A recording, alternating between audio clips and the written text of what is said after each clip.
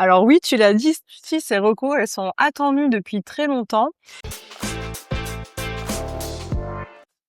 Bonjour Sarah, donc on sort des actualités de la SF2H et on a parlé notamment des recommandations BHR du Haut Conseil de santé publique qui sont très attendues sur le terrain.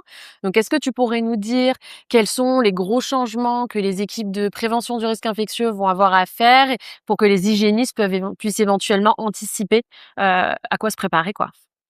Alors oui, tu l'as dit, si ces recos, elles sont attendues depuis très longtemps.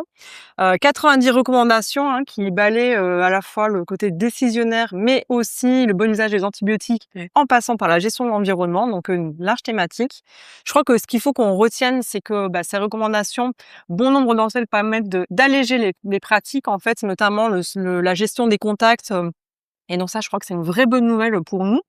Et puis aussi, quand même une petite particularité, c'est la place de la PCR en première ligne pour le dépistage dans les situations les plus à risque.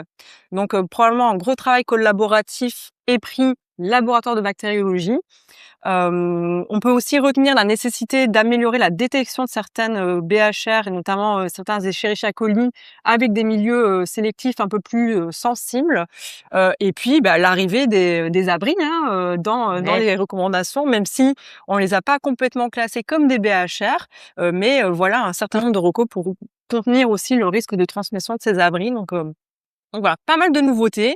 Je crois des outils, assez, importants qui permettent d'adapter les recommandations aux situations épidémiologiques locales, et ça, c'est la vraie bonne nouvelle puisque finalement, on aura quand même plus de liberté, pour, être plus près du risque infectieux réel dans les établissements.